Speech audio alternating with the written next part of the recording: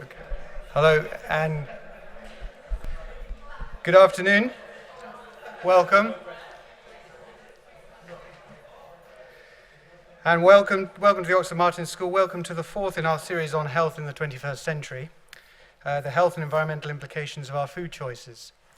We have three speakers today. We're going to hear from all three and take questions at the end. So first will be Professor Susan Jebb, who is our Professor of Diet and Population Health here. She is interested in how scientific evidence on diet is translated into policy and practice by government, industry, the public health community and the media. She was the science advisor for the Foresight Obesity Report. She is chair of the Department of Health's Public Health Responsibility Deal Food Network, developing voluntary agreements with industry to improve the food environment. She is a member of the Public Health England Obesity Programme Board, and in 2008 she was awarded an OBE for services to public health. That's just a small selection from her biography. We will then hear from Dr. Tara Garnett, who is a principal investigator at the Oxford Martin School's programme on the future of food. Her work focuses on the contribution that the food system makes to greenhouse gas emissions and the scope for emissions reduction. She's particularly interested in the relationship between emissions reduction objectives and other social and ethical concerns, particularly human health, livelihoods, and animal welfare. She initiated and now runs the Food Climate Research Network, which is based at the Environmental Change Institute here at Oxford. And then lastly, we'll hear from Professor Mike Rayner, who is Professor of Population Health here. He is also a PI at the Oxford Martin Programme on the Future of Food, and he is Director of the British Heart Foundation Centre on Population Approaches for NCD Prevention. His particular research is in food labelling, food marketing, food taxes, and the relationship between a healthy diet and a sustainable diet. And he is a chair of SUSTAIN, the Alliance for Better Food and Farming in the UK, a trustee of the UK Health Forum, and a member of the scientific advisory panel of the International Obesity Task Force. So we'll hear from each of those for about a quarter of an hour each, and then they will all join us here at the front, and we will have plenty of time for a good debate afterwards. So to kick off, Professor Susan Jebb.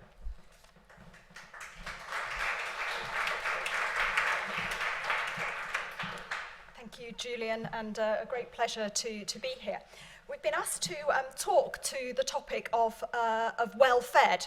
Now, I'm not quite sure whether I'd say we were well-fed, but what I would certainly say is that we are overfed. Certainly here in the UK, and we're not particularly unusual certainly amongst developed countries, is that around about a quarter of adults today are clinically obese. And perhaps even more worryingly, 16% of our young people, and that's counting everybody from 2 to 15, are obese as well. And it won't come as any surprise to you that that burden of obesity puts not only great personal costs on individuals and their families, but it's a direct cost both to the NHS and, even bigger, to the wider economy through lost productivity, time off work, and so forth. So obesity is a matter for individuals, a matter for communities, and indeed for nations. We hear a lot about obesity, but in the end, you know, it's not really obesity per se that matters. What matters is the fact that obesity is such a strong risk factor for ill health. It's a bit like hypertension in that sense. It's not hypertension that kills you, but it's hypertension leads on to other diseases. And so the same is true of obesity. So this is a graph from colleagues here in Oxford, the Prospective Studies Collaboration, well over 1 million people, and shows you very clearly, it's actually a terrible slide, so not that clearly, but it shows you that there's a relationship between increasing BMI and increasing mortality. And the dotted line is set at a BMI of 25. That's the level we describe as being overweight. You have to get to a BMI of 30 before we describe it as clinically obese, which is, a little bit further along. So there is no doubt that obesity shortens lives and is associated with premature mortality. But there's more to life than death, and what concerns me actually rather more is the ill health, the morbidity that accompanies obesity. So here, this is mortality again. This is just looking at the relationship between BMI and the increase in strokes, but particularly the increase in ischemic heart disease. But here is the relationship with diabetes, which is particularly striking. So what you see is that even at a BMI of only 25, just overweight, actually a BMI which is lower than the average adult BMI in the UK, we can see that there's somewhere around a 7-fold increased risk of developing diabetes. By the time you're clinically obese at a BMI of 30, you're talking about a 30-fold increased risk, and it rises dramatically after that. What's even more worrying, I think, is when we express this data in terms of the lifetime risk of developing diabetes based on your age and BMI. What this shows clearly is that at every age, even in older adults, the risk of diabetes increases with increasing BMI, and that risk is particularly marked for young people. So if you are 18 and you are clinically obese, BMI of 30, you have somewhere over a 1 in 2 chance of developing diabetes in your lifetime. And that, I think, is something that which should fill us all with really grave concern. Diabetes is a distressing condition for individuals, but it puts a huge burden on health services. Diabetes is the leading cause of renal failure, leading cause of blindness, leading cause of limb amputations in this country. It puts an enormous burden on our health systems. So, I'm not going to talk in great detail about the etiology of obesity, but let me just say this. Most people are less active than they should be for good health. I'm not here to talk about physical activity particularly today, but it's an important component. But that aside, most people eat more than they need. And that is fundamentally what's driving the increase in the prevalence of obesity. But it is more than just calories. When we're thinking about the concept of well-fed, we have to look beyond just calories and recognise that people are also choosing the wrong kinds of calories, which in themselves bring independent health risks. Most people eat too much saturated fat, too much salt, too much sugar, too little fibre, and too little fruit and vegetables. And indeed, if we put all of this together, as was shown in the Public Health England document that was published just a couple of weeks ago, what you can see is that dietary risks are right up there at the top of the list when one looks at the contribution of these risk factors to disability-adjusted life years in the UK. I could spend another whole lecture going through the evidence base for what constitutes a healthy diet, but in the interests of time, I think you're just going to have to accept that the World Health Organization has looked at this in some detail, and they've come up as part of their global strategy on diet, they've come up with a set of broad recommendations of the kinds of things we need to do. Eat less fat, sugar, salt, more fruit and vegetables. The key question I want to think about now is, what difference would this make? What if we were to shift to a healthier diet? I think often we spend a lot of time talking about the problem and not enough time talking about what might be the solution. And I just want to quickly show you data from a series of studies which I think illustrate very powerfully the benefits that can be achieved if we were to change our diet.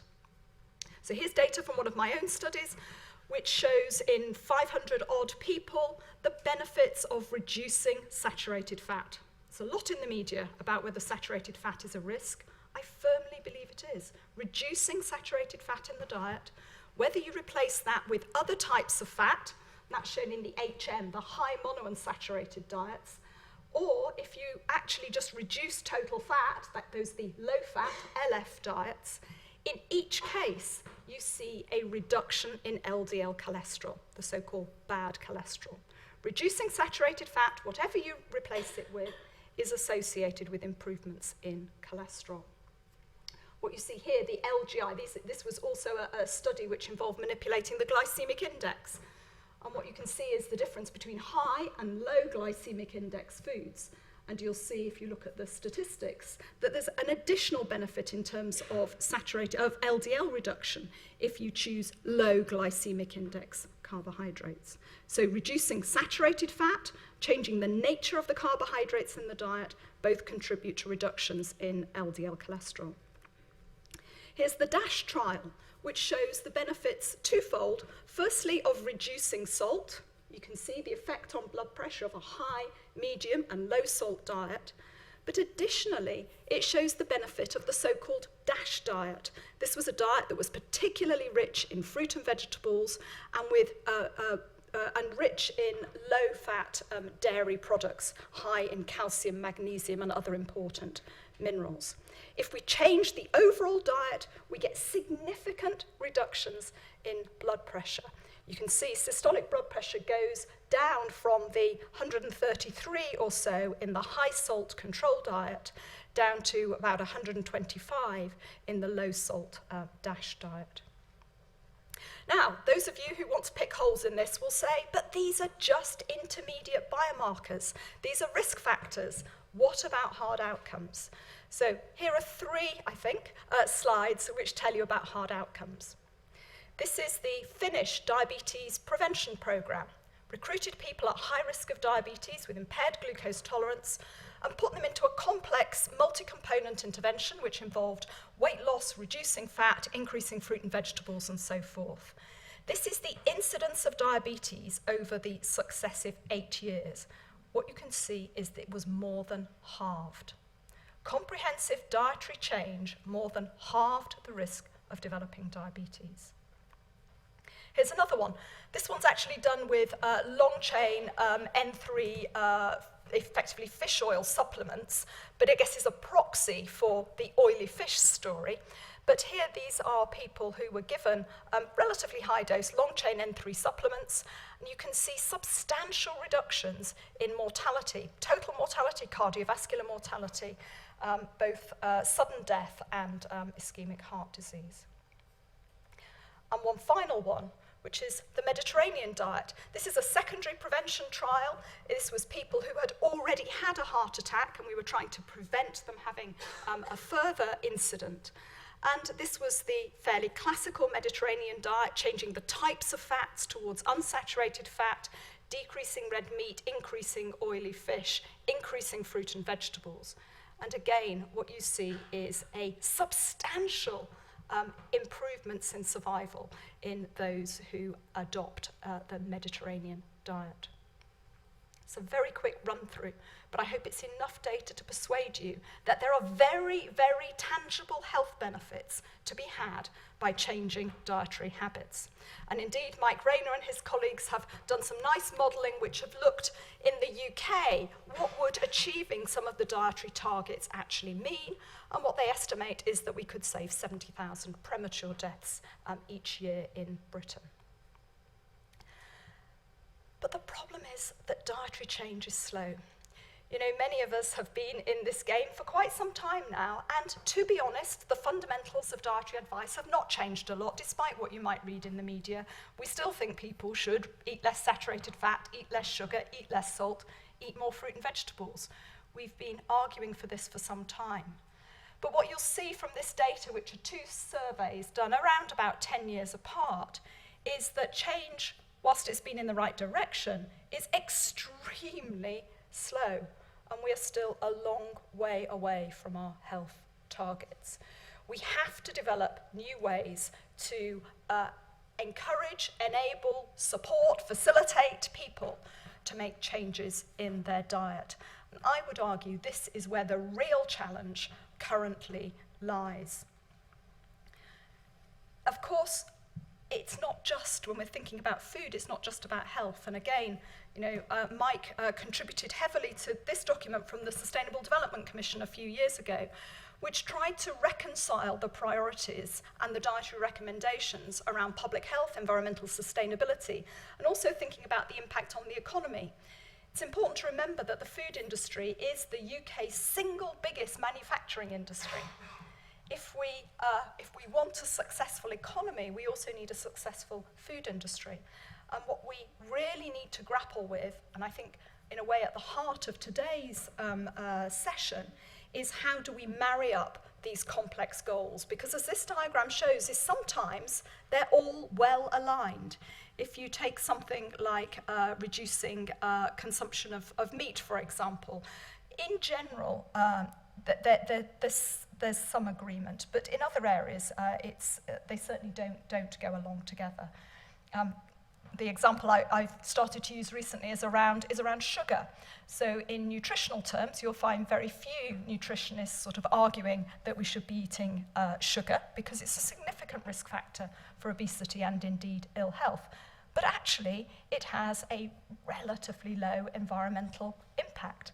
So it may be that sugar is the most environmentally friendly way to get fat. So at the end of the day, food is a complex system, and I think the question that we really need to think hard about from a health perspective is how can we optimize health within the constraints of a sustainable food supply. That doesn't mean just doing what's right for health, it means doing what's right for the planet as well. And I hope that as this afternoon goes on, we might get into a bit more of the discussion about why that is so very, very challenging. And I think that's where the complexity in terms of what should we do comes in. I think for health, there's a relatively clear prescription now. It's how do we marry that up with other goals? And then an even bigger question is how do we go about producing that dietary change? Thank you.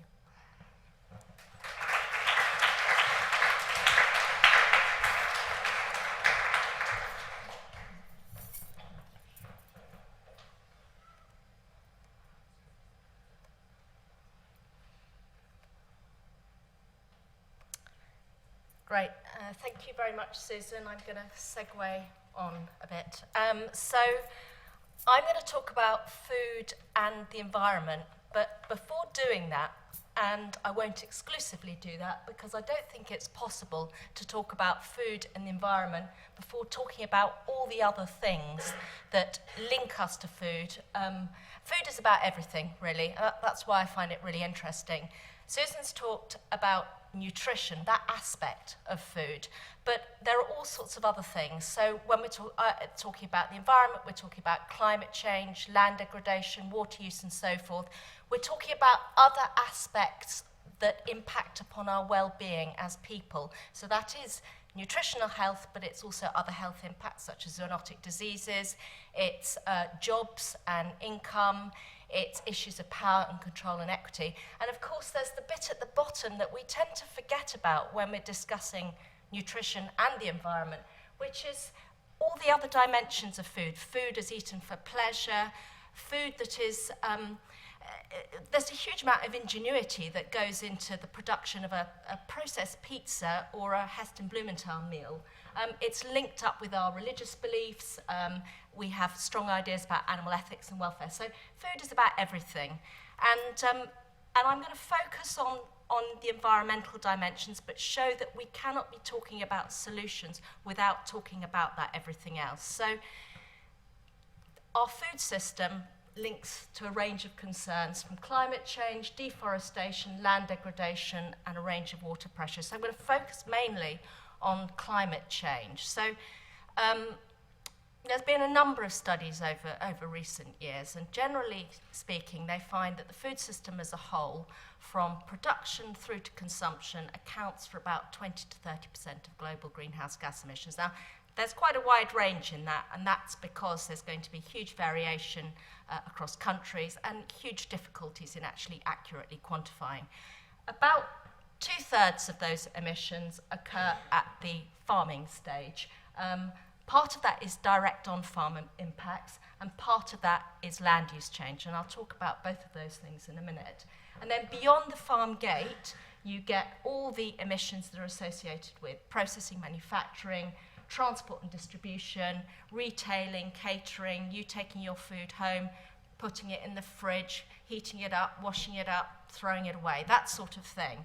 So focusing on farming, why are those impacts so significant? And I think the thing to remember is that when we talk about climate change and the problems we face, most of the attention is on CO2 emissions because of our use of fossil fuels, and rightly so.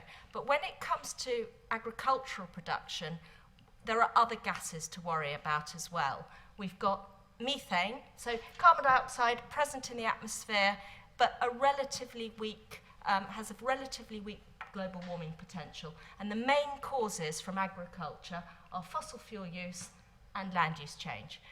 But when it comes to methane and nitrous oxide, they are also very significant. So methane comes from burping cows, enteric fermentation, from dung and urine, and rice paddies.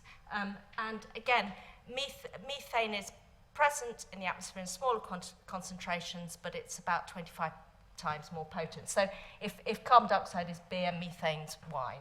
And then nitrous oxide, again, that's very much livestock related and nitrogen, fertilizer and dung related.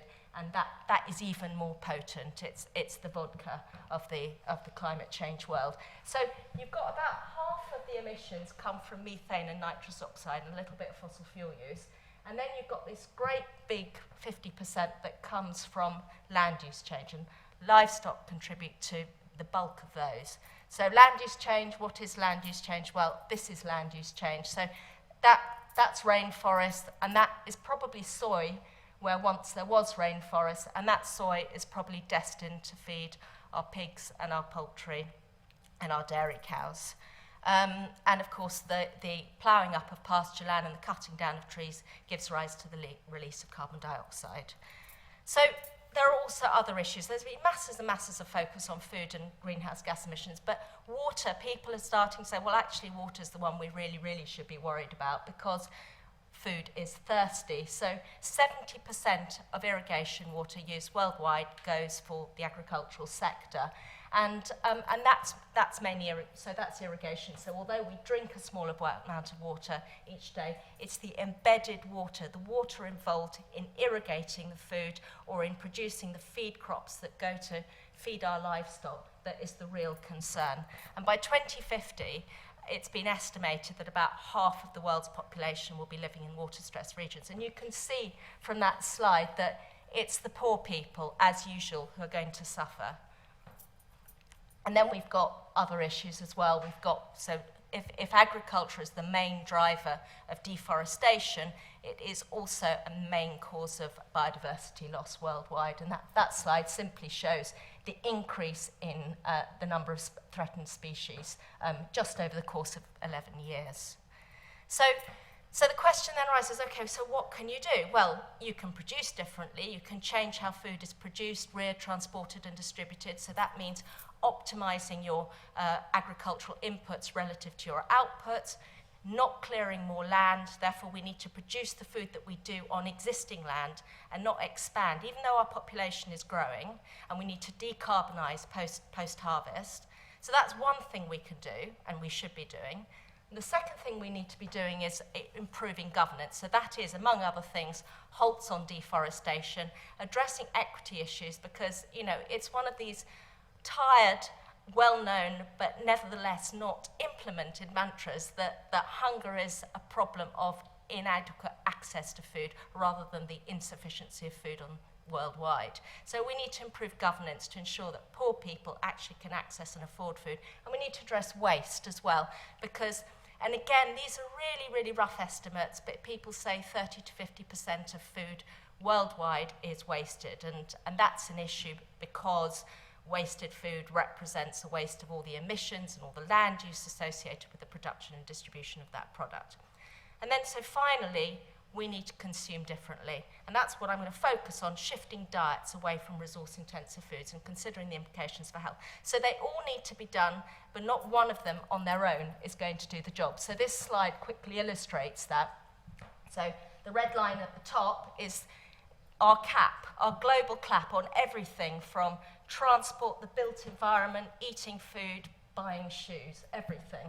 And you can see that under business as usual, agriculture is going to gobble up most of that by 2050, under current yield projections and so forth.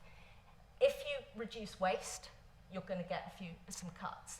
If you introduce reductions in waste and shift diets, and that is mainly cutting consumption of animal products, and I'll talk about that, you get further cuts. If you address yields, so you intensify yields in order to avoid land use change and reduce nitrogen, excessive nitrogen fertilizer emissions, you get cuts. Then if you add waste to that as well, waste reduction. But really, if you do everything, that's where you're going to get some savings. So really the purpose of this slide is to show that it's not an either or. we don't have the luxury of choice. We have to do everything if we're going to be able to do anything else with our lives other than eat and survive. So what is consuming differently? Just quickly to say, I've just got knock this one on the head. Is local food the answer? There may be lots of reasons why you might want to eat locally, but from a greenhouse gas emissions perspective, you have to question, is further worse? Well, it depends on the mode of transport. If we're talking about aeroplanes, then yes, but shipping has a lower carbon footprint than road, even though something might travel longer. If you're running around in a local food system, but you've got a really clapped out old van and it's half empty, and you're not backhauling, that's not necessarily very good as compared with a really big, nasty juggernaut that is very, very efficiently managed and is going to go back with a load as well. And you've also, most significantly, got to consider the production method. So if you're growing something in a heated, lighted greenhouse here in the UK in the middle of winter, the chances are you're going to be better off shipping that over from Spain, which benefits from free sunlight. Of course, water is a completely different story. So you've got to balance greenhouse gas emissions against other areas of environmental concern.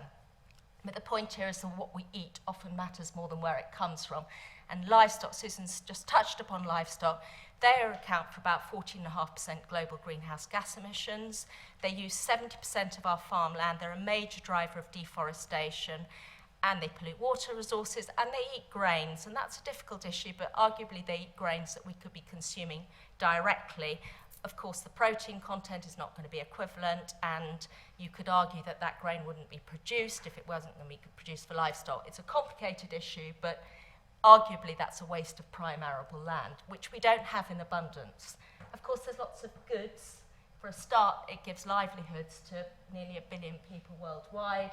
It's core to our identity and our culture. It's a form of free lunch in some cases. You know, sticking a sheep on the Welsh uplands, you're really getting something from nothing, because you can't do much else with that land.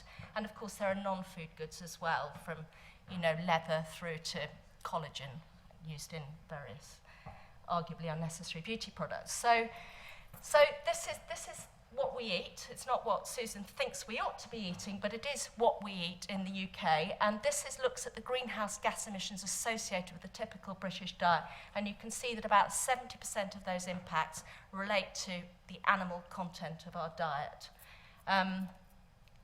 Another study that was, it's fairly crude, but what it shows is that the less meat you're eating, the less your impact is going to be. And work by Pete Scarborough and his colleagues at Oxford has pretty much made the same point more recently. And of course, things get harder because, okay, so that was me. I was born in 1969, and the population of the world when I was born has now doubled. And of course, these more people are eating more resource-intensive foods. So this compares India, then and now, Thailand, China. And you can see, so that was a study by the ODI, Overseas Development Institute, and you can see the red component of that. So we're not eating just more calories, but more of the resource-intensive meat products. But we mustn't forget that inequality still exists. So this is the US, and this is Chad, and I find this the most extraordinary set of slides. This was a man who went around the world photographing a typical weekly meal across the world. Of course, to add nuance to that, fat people are, most of the world's fat people are now in developing countries simply because there are more people and their diets are transitioning very rapidly. So it's also a very mixed picture. So what should we do? Can we identify diets that are more sustainable and consistent with good health? And I'm using my wording really, really carefully here. So I can say that lower greenhouse gas diets that are consistent with good nutritional health are diverse for a start. That's very important for nutrition. A balance achieved between energy intake and energy needs, because if you're eating more than you need, arguably that's a waste of embedded emissions. More plants, usually of the cabbage, swedes and carrots variety, and not your air-freighted mange tout and blueberries, so not the foods that we tend to like. All the trends are going towards the salady berry type things, the ratatouille vegetables, which actually have quite a high carbon footprint because they're grown in a greenhouse or because they're air-freighted from overseas. So we need to eat more cabbage. Less meat. And also dairy's a tricky one because, as Susan's pointed out, it's good for health on the whole, but it's also, it comes from a cow, it's going to have a high carbon footprint. So in moderation and looking at diversifying sources of calcium and other of the good things that you get in milk. Seeds and nuts, certified fisheries, again, how you actually, there's lots of discussions about fish and how you actually define a sustainable fish, which I'm not going to go into, but generally speaking, less, and probably mussels. Mussels are good. And then less junk, because that's a waste of embedded emissions because we don't need it. Leaving aside pleasure and tap water. So this is a very narrow definition because sustainability is multidimensional. It's not just about greenhouse gas emissions. And health is multidimensional. Because apart from anything else, if you're happier, you may also be healthier. So that's non-scientific, but I'm sure it's true. But the relationship between environment and health, there are definitely potential synergies, but we have to work at them because you can, as Susan's pointed out, you can have an unhealthy low greenhouse gas diet if you eat lots of donuts, or a healthy but high greenhouse gas diet if you eat lots of, salmon and mange tout. So you have to work at it. And I think we also, and this comes back to my earlier point, that it's not just about climate change and it's not just about health or nutrition. We eat because we like food, because it means so many things to us. And there are different definitions of good when it comes to, or even sustainable. And because eating is really complicated. And we eat for lots of different reasons, and we give food and we accept food for lots of different reasons. And I'm sure you can all add to that list. And of course, those are our personal hang-ups and reasons, and they're framed by what's normal in our society, what's marketed to us, what's available, what we can afford. And of course, that itself is the bigger frame for that is economy and trade and biology and education and governance and the food industry. So it's very narrow just to talk about health on the one hand and environmental sustainability on the other. And I think what I'm really trying to say here is that unless we start talking about what we want as a society for our food system, what our values are, what we feel is fair, what makes us happy, and what we actually think success looks like, we can do any number of studies that tell us what an optimal diet looks like, and we're going to get absolutely nowhere. I personally think that we all need to, that equity is paramount, but we're in a very privileged room in the middle of a very privileged city, so we can talk about these things, but how you actually make it happen in practice is much, much harder. Thank you very much.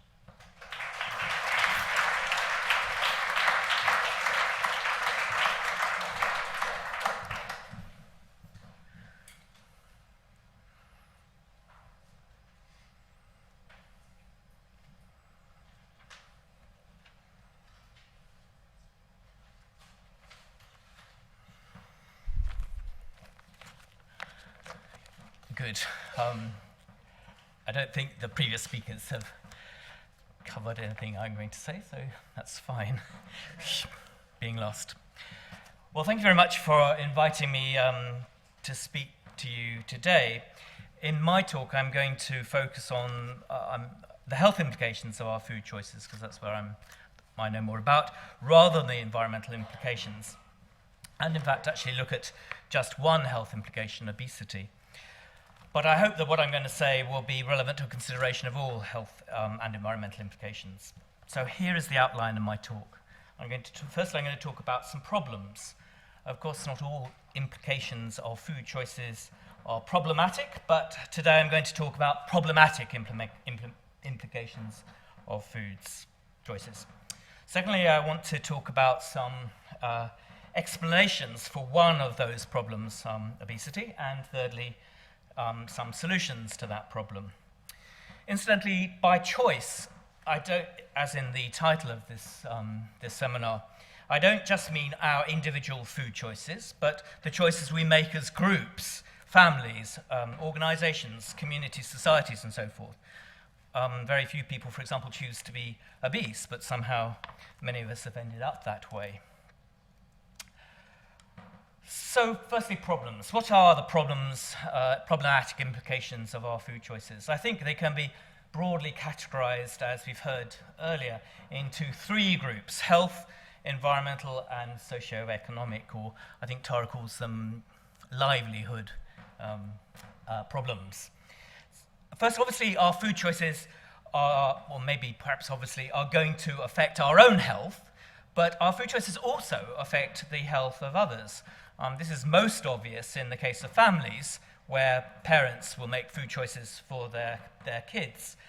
But also, indirectly, our food choices will also affect the health of people beyond our families. For example, if we personally, or as a society, choose to eat fish at the rate that we're doing so, i.e. faster than fish can reproduce themselves, then there will be progressively less fish for other people and other societies to eat, so potentially affecting their health. But there are myriad ways in which our food choices affect the health of others besides ourselves. Obviously, our food choices have only a small effect on our own environment, but as we've heard already, they do have a large and ever-increasing effect on the environment as a whole. Our food choices affect our livelihoods through our expenditure on food and thereby our expenditure on other things we need or desire besides foods. And our food choices may also affect our income depending on how much food we personally cook or grow, etc. But they also affect the income of others, in particular those whose jobs it is to produce and sell us our foods, and also other people's expenditure through market mechanisms. So food choices, in addition to their effects on health and the environment, as we've heard earlier, also have a socio-economic impact or an impact on livelihoods. So food-related health problems, I think, can broadly be divided into those of undernutrition and overnutrition. We've heard mostly about overnutrition today, and I'm going to talk a bit more about that. Environmental problems have been dealt with by Tara. I think they can be divided into those related to pollution, as in the case of greenhouse gases, and also depletion of resources, such as the running out of things like land and fish and so forth. And finally, socioeconomic problems, I think, can be divided into those of wages and prices. So turning to some health-related, of course there are other problems as well, and you can probably think of others which aren't so neatly categorized in this scheme, such as animal welfare. But turning to some food and health problems, there is a sort of wealth of facts with which to elaborate this problem. And here are some basic facts about the global situation. We now know that about 805 million people on this planet were chronically undernourished in 2012-2014. That number has fallen by 209 million since 1990 to 1992. The problem is getting a little bit less, but it's still there. In 2008, more than 1.4 billion adults were overweight. Of these, 500 million were obese. And overweight and obesity has approximately doubled in the last 10 years. As can be seen, for example, in this slide, overweight and obesity has approximately doubled over the last 10 years, as I just said. And this slide, with data from the OECD, shows that this increase in the prevalence of obesity has occurred at different rates in different countries. If you extrapolate all the lines backwards, they cross the x-axis quite close together sometime in the mid-20th to late 20th century, suggesting that obesity is a recent phenomenon, at least on a mass scale. So this phenomenon of obesity can also be shown in pictures as well as statistics, as shown here.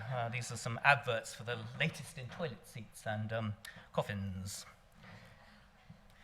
Now to explanations for this problem of obesity, or phenomenon of obesity. So here is one attempt at an explanation based on system theories, which many of you may have seen before. It comes from the Foresight report, which Susan was closely involved in, and some of us were also involved in. I've criticized this map of the causes of obesity on other occasions, and it merely, in my view, serves to suggest that obesity is complicated. Well, yes, life is complicated, and it doesn't seem to have much utility beyond that. My main criticism of it is that it lacks agents beyond the disaggregated body at the center of the diagram. There are no agents that make any choices, as in the title of this seminar today. For example, there is a box marked market price of food offerings, as if this is a given, and that humans have no choice over what we pay or charge for foods. It's in the red circle over there. This map divides up the causes of obesity roughly by disciplines. So, for example, in the middle you have physiological causes of obesity, and the top you have psychological causes of obesity. And a more useful way of explaining obesity is, I think, is to use a framework provided that allows for the fact that there is, on the one hand, that we, on the one hand, as human beings, are subjects as well as objects, agents who, from a position of self-awareness, are both individually and collectively as well act as well as being acted upon, but also takes account of the fact that not all problems are problems for the individual, problems for the group, the family, the organization, the community, the society. This framework is provided by a thinker called Ken Wilber in his book called A Theory of Everything. And he divides the theories into four types. Individual objective, going round to group objective, group subjective, and individual subjective. And perhaps an easier way of understanding this classification of theories is to show how different disciplines can be classified by this framework. So physiology is the archetypical individual objective type of theory, aiming objectively to study individual bodies. And modern-day psychology is also an individual objective type of theory, though in the past it was more subjective. Sociology is a discipline that seeks to explain largely objectively the characteristics of groups such as societies, and so can be described as a group objective theory. In the two right-hand boxes, we find disciplines that primarily rely on objective knowledge and on empirical data, preferably from experiments. In the two left-hand boxes, we have disciplines that rely primarily on subjective understanding and on stories rather than numbers. Theology, I should declare an interest here. I'm an Anglican priest in my spare time. But by theology, I would include atheistic theologies, as perhaps if that isn't a contradiction in terms, as well as religious theologies. Theology is the archetypical subjective, individual subjective type of theory. But there are also shared theories which can be described as group subjective, such as history. Some may object to my classifications of these disciplines, and of course they can be changed. So psychology, as I said in the past, was more subjective. Anthropology also talks about groups, and economics, I'm not entirely sure where it fits at all, really. Okay, so how does this all relate to the problem of obesity? Well, firstly, different types of theories to explain the problem actually seek to address different questions. Individual objective theories ask, why is he, she, it fat? Group objective theories ask, why are they as a group fat? Group subjective theories ask, why are we as a group fat? And individual subjective theories ask, why am I fat? So to underline this point, I've already shown you this graph which talks about societies in different countries. As I said, the increase in the prevalence of obesity has been at different rates in different countries. For example, the rate of increase in France has been slower than the rate in Australia. And the explanation for this, I think, lies at least in part in the different food cultures in the two countries. For instance, in France, families still eat together, whereas in Australia they do not. And turning to the question of why am I fat, Here is a picture of me looking fat. It's quite difficult to find one on the web, I must say. This is a picture from a meeting of a group called Informus, and Informus stands for the International Network for Food and Obesity, Non-Communicable Disease Research, Monitoring and Action Network. And you can find me at the top left-hand corner of this group. I want to know why some obesity researchers are fat, like me, and some are not, like Boyd Swinburne, who you find in the center of this, this diagram. A picture, I mean. I have no complete answer for this question that I can share with you. I don't really know you well enough, I don't think, to explain why I find the eating of food problematic, but I'm sure there will be others in this audience who find eating equally or more problematic. And I'm not sure which is more important a question. Is it more important to ask why is obesity higher in France than lower in France than in Australia, or why I am fatter than Boyd Swinburne? Anyway, there are many possible explanations for the obesity, and here's some by the Wilber theory types.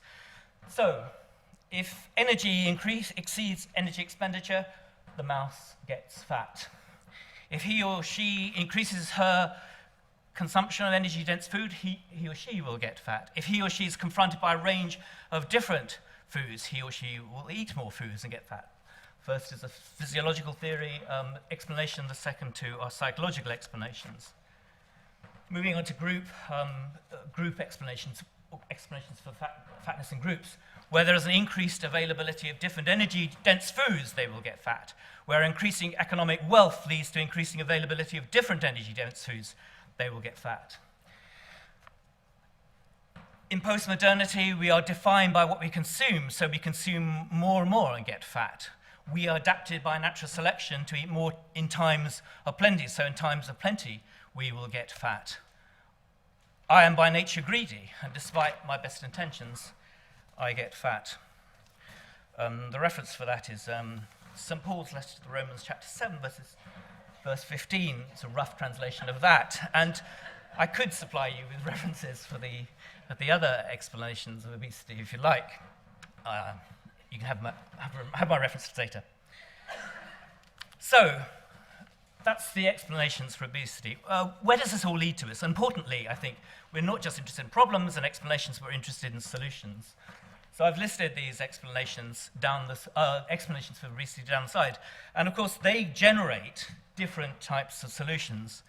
So if we think that obesity is a matter of physiological imbalance between energy expenditure and energy intake, then our solutions will be to develop drugs to solve that problem.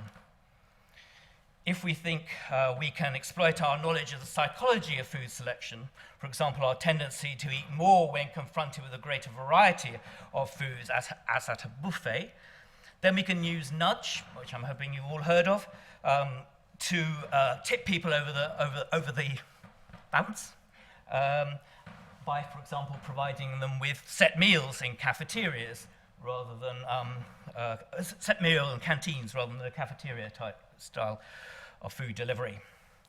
If we think that when you get increasing economic wealth, that leads to an increasing availability.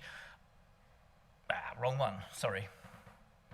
Yeah, if you think that the price is an important determinant of food, for example, when increasing economic wealth, that leads to increasing availability of different energy-dense foods at lower prices, then you can control that by introducing things like taxes on sugary drinks. And finally, if you think that I'm by nature greedy, then we come to this issue of repentance, which could be another subject of a talk. So to summarize, of course, none of these things are mutually exclusive. They all follow from the explanations, and no one of them is going to be more important than any other. In conclusion, why focus so much on obesity in this presentation? Well, partly I've used this presentation of some of the explanations for and solutions for obesity as illustrative of how other implications of our food choices might be investigated and addressed. And to repeat what I said earlier, by choices I don't mean just choices that affect ourselves. we also have to consider the choices that affect others, and also I'm not just thinking about choices as we make as an individual, but as a society. But more importantly, I focus on obesity because I think it is symptomatic of a wider malaise in ourselves, in our families, and in our societies. And that malaise, which can be broadly characterized as overconsumption, manifests itself in other health and environmental problems. And in particular, overconsumption, not just of food, is the root cause, I think, of global warming. And it is perhaps the case that obesity is the lesser of these two problems. We may well, I think, survive the so-called obesity epidemic, but we are not, I don't think, going to survive global warming. So on that rather gloomy note, thank you.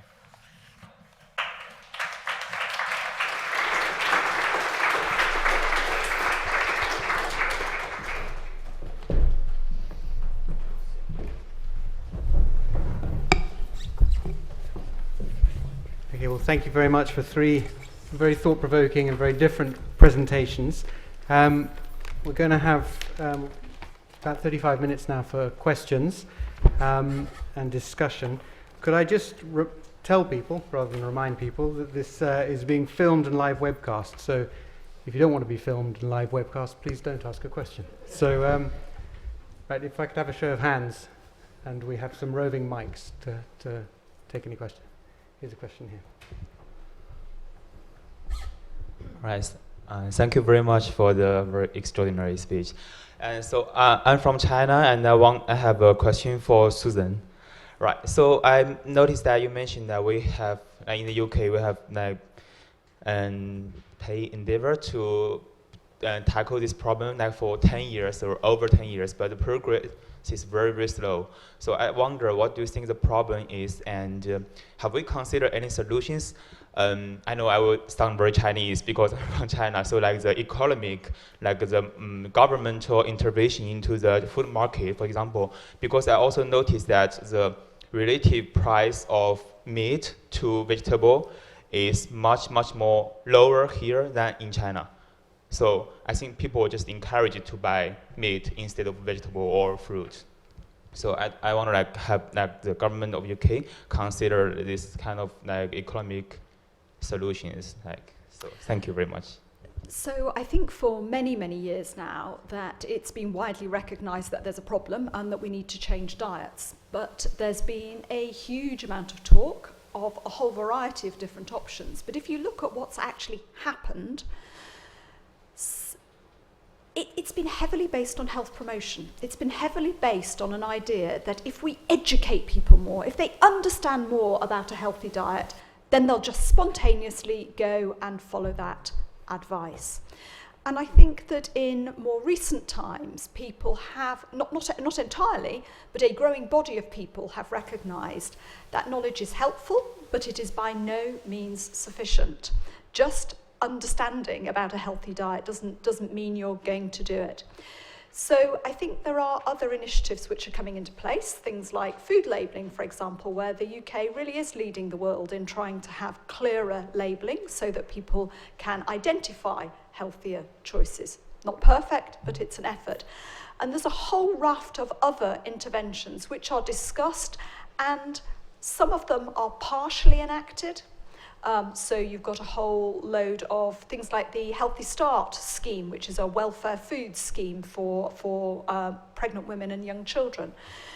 But there are a great many other initiatives which, for complex reasons, policymakers have chosen not to deploy.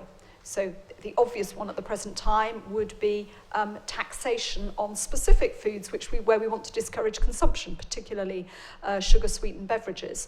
And this government, previous governments, and I have to say I suspect probably the next government is showing no real sign of wanting to adopt that as a policy. So I think that it's not that these things aren't being thought about or discussed, but there is a lack of energy in trying to deliver some of the population level solutions, which I think a growing body of people think warrant more effort, more application. why aren't we doing more? There's a million reasons for that. One is, the nature of evidence. It's much easier to collect evidence on the kinds of things I showed you, individual level interventions. Much, much easier to do that than it is to do studies which really show that intervening in markets changes consumption. And if you have a culture which demands a very high standard of evidence before you introduce new policies, that becomes a barrier to progress. There's also big issues over public acceptability.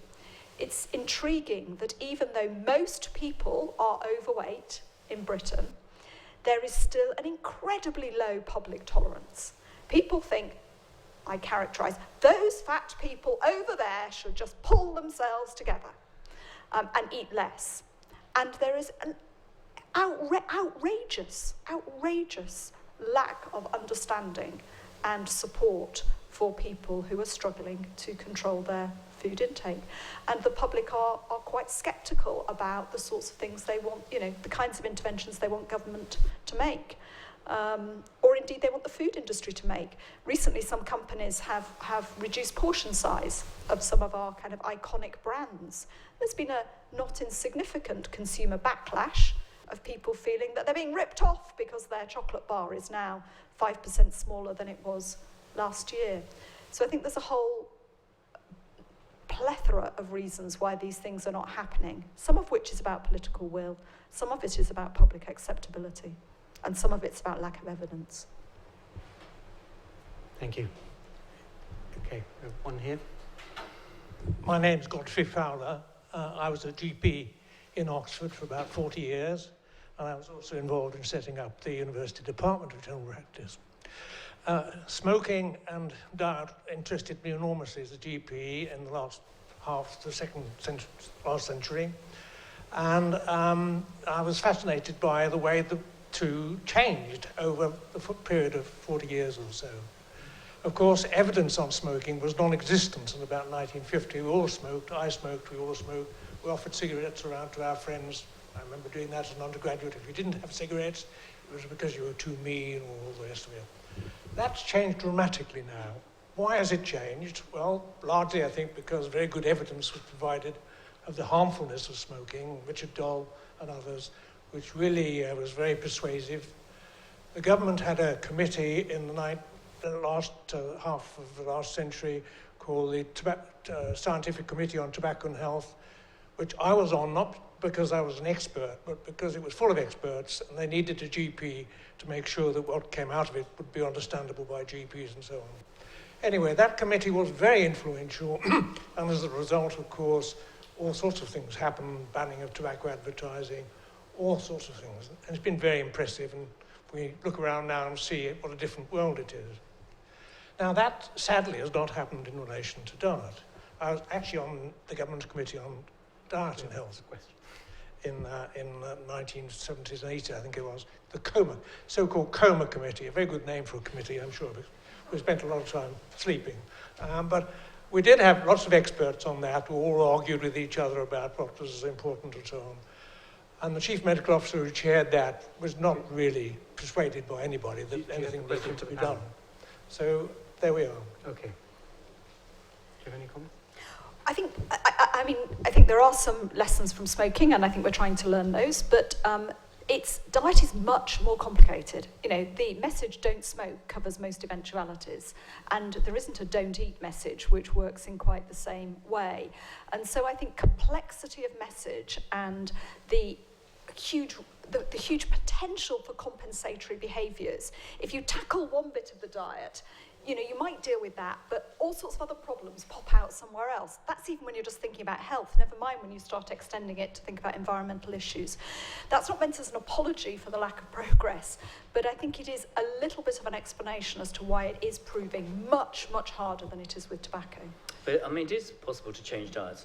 If you look back over the last 20 years, you can see that they have changed significantly in terms of things like the difference between the way we use butter and animal fats and vegetable fats and so forth. And so dietary change is possible. I think we have to be a bit more optimistic than perhaps I was to think that it is possible. But I agree with Susan what she said earlier. I don't think it's just a matter of evidence. It's actually a matter of things like political acceptability. So, for example, this government could introduce things like taxes on sugary drinks if they wanted to. And indeed, 50% of the population are in favour of a sugary drinks tax. The problem comes in things like the sugary drinks industry are extremely powerful and fund all the political parties. So I think there are powers that be which make it harder to change diet in the way that we want to change them. Admittedly, the tobacco industry was powerful, but I think the food industry may be even more powerful. We have a question, the gentleman with the glasses, and not Charles, the one behind. And then Charles. My question is, why is Italy different?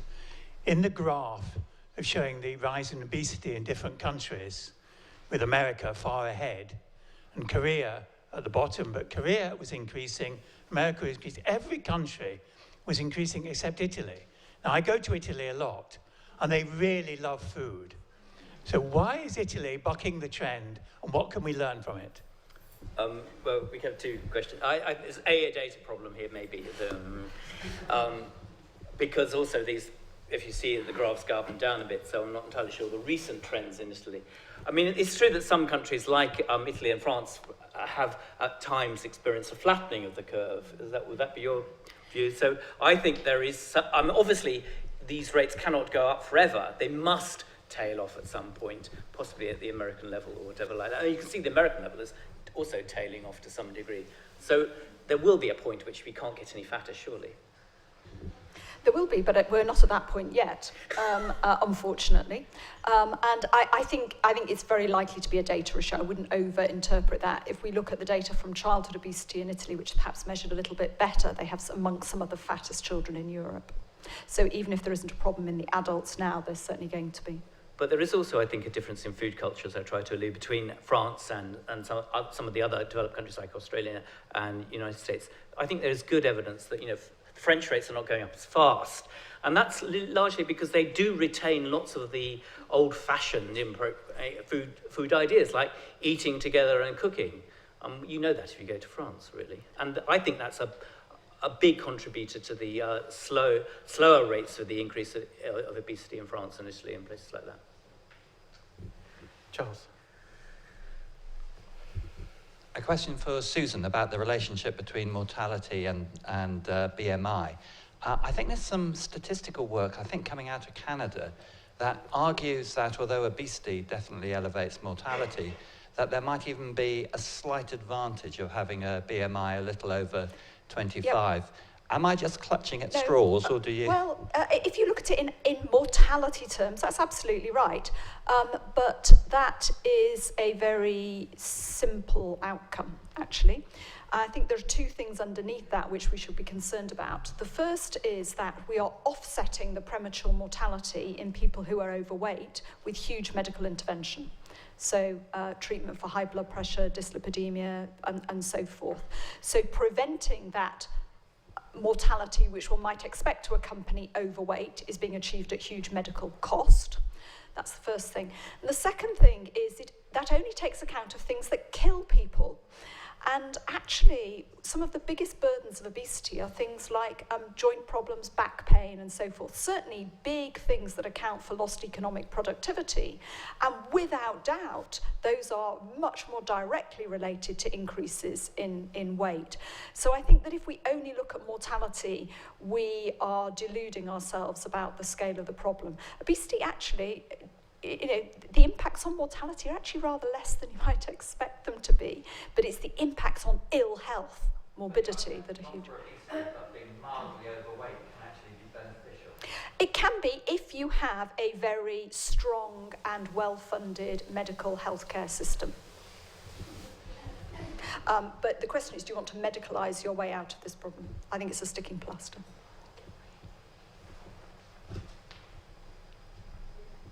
Oh, okay, wonderful. This is a question about environmental sustainability of food, and I was wondering what recommendations you have on the individual level, collective group level, and government level for addressing some of the, I guess, food sustainability issues that you brought up in a way that's easily accomplishable to show like small success steps to lead to larger reform. What's the answer, Tara? Right, so with Mike's typology, individual level, I think I've kind of highlighted the sort of eat more plants, eat less meat, don't throw food away and don't get fat. I mean, that's the individual level. The, I suppose, group level is to look at pricing mechanisms and look at the regulatory environment, all the things that both Susan and Mike have been talking about in terms of school meal standards. Do they incorporate any sustainability criteria? No, they don't. What about, comments already been made about the price of meat relative to the price of vegetables. That's not included. We've had some efforts at carbon footprinting, which have been, there's, bags of crisps with, this produced 75 grams of CO2. Well, so what? What does that mean?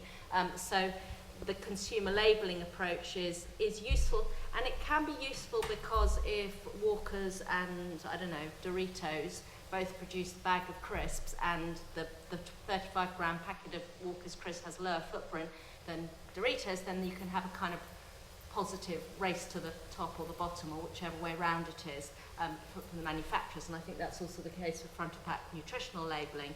So there's things that need to be explored with respect to pricing mechanisms and regulatory environment and working with the food industry.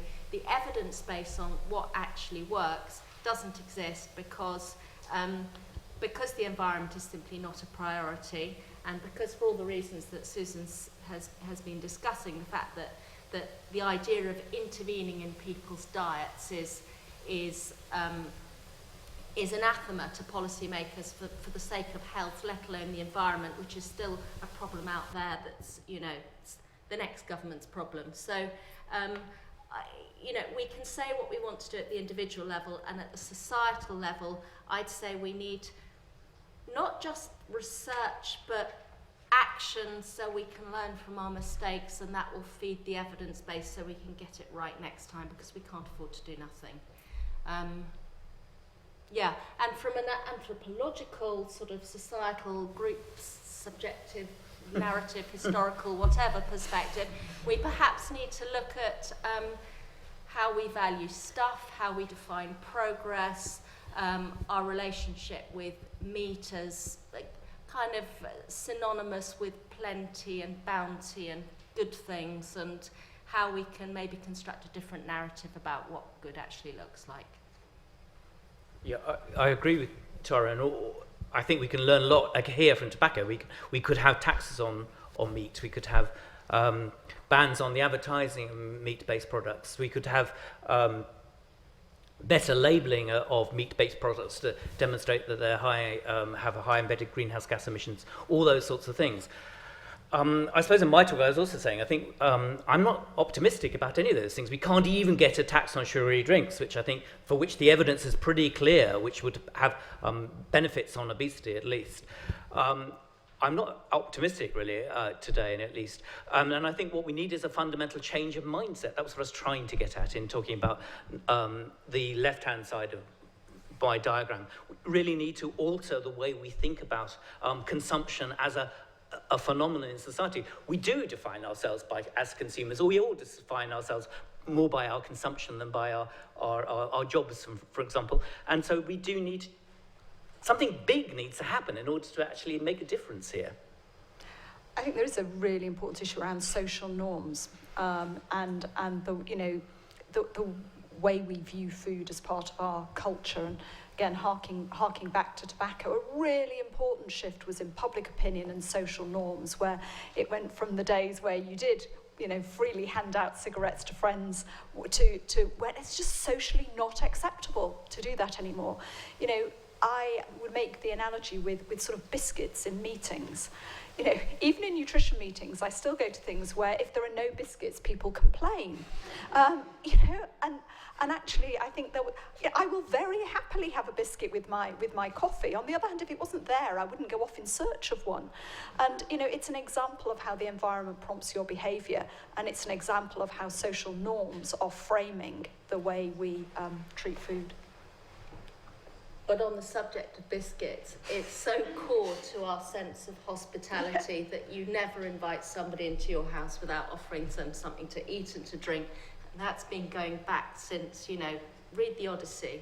They're always, food is essential. So the offering of food, maybe we should be looking at offering other sorts of food, but that is very core. Yes. There's a gentleman here.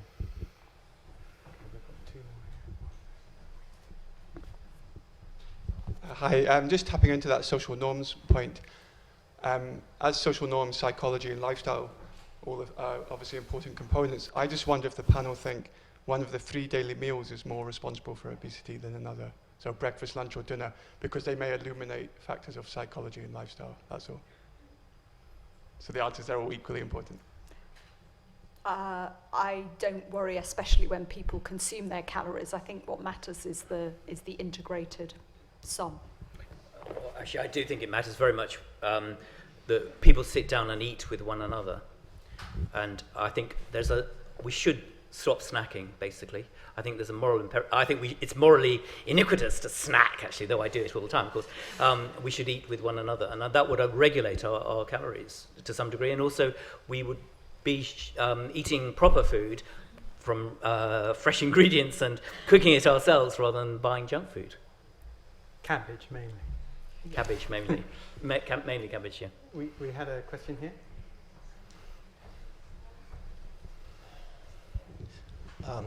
I speak as a meat producer, so I don't like the sound of taxes on meat and that sort of thing. But my first point is I think this whole obesity issue is much affected by what we do, how much energy that we eat we actually use.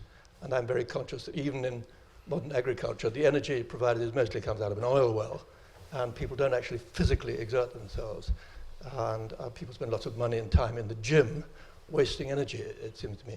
So a question of how we actually live, whether we spend most of our time sitting on our backsides looking at screens, or whether we're out there farming with scythes and things like that.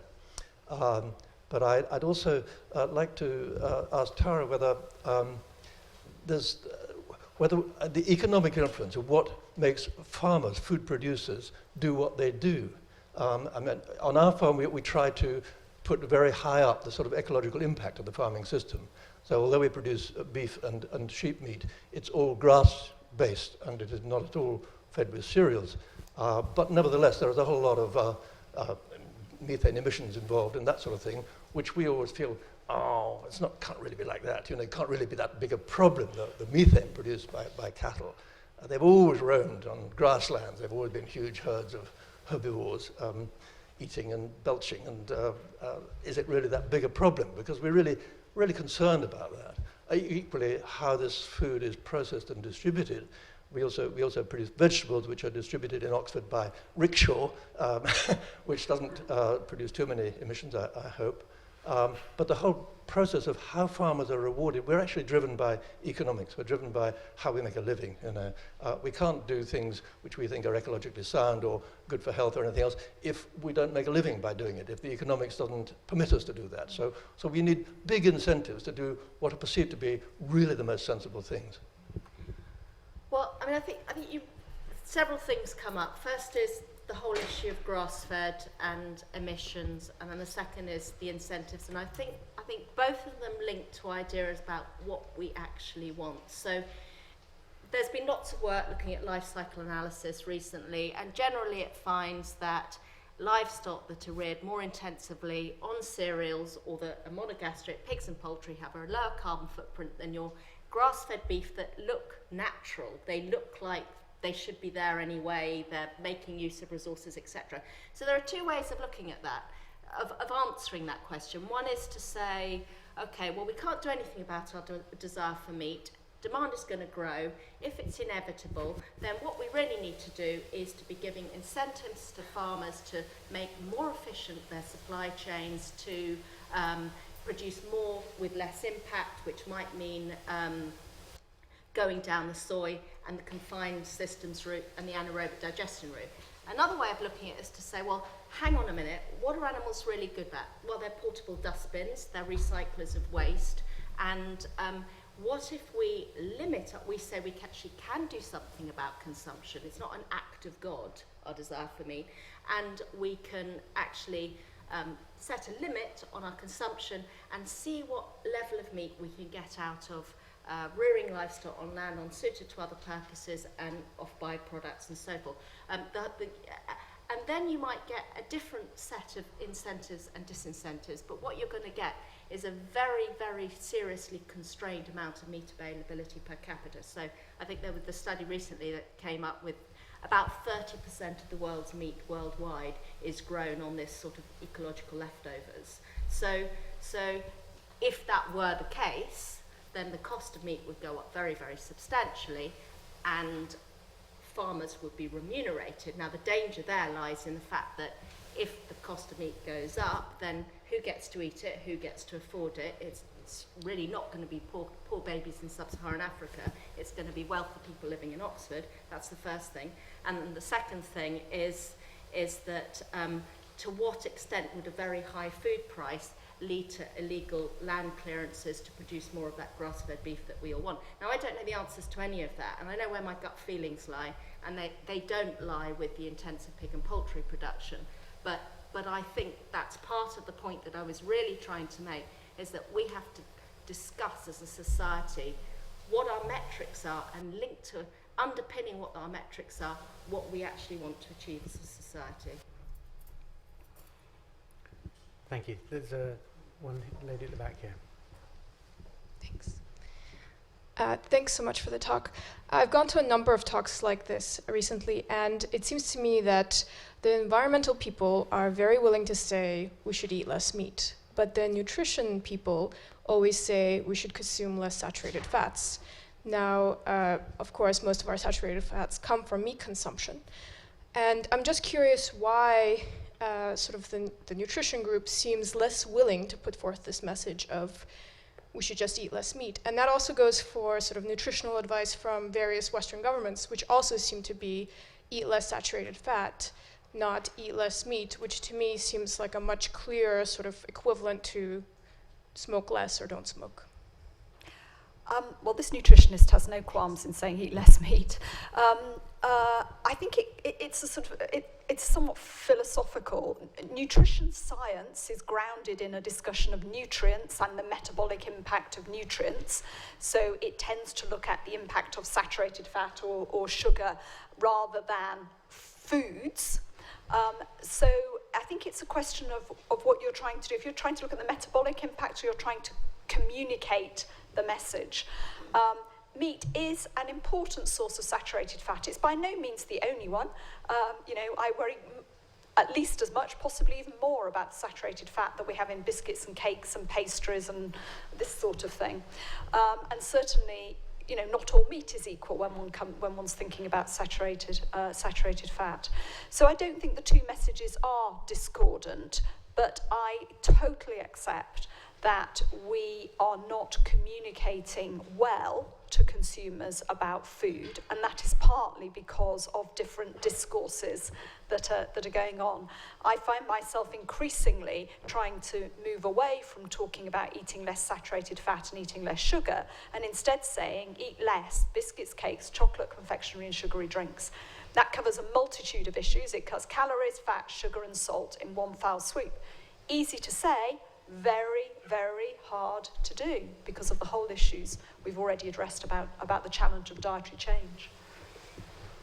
Just this one. I would say that there isn't quite so much evidence on the health effects of meat as compared with the environmental impacts. I think the environmental impacts are really very clear. The health impacts are getting stronger but less. But what we certainly need is integrated messages. So, for example, I have a beef now currently with Public Health England because they're proposing to reproduce their dietary guidance for the UK called the Eat Well plate. But they're refusing to take into account any of the environmental considerations of what we eat. So it will be based entirely on health evidence and not on environmental evidence, and that seems to me entirely crazy. There's a lady in white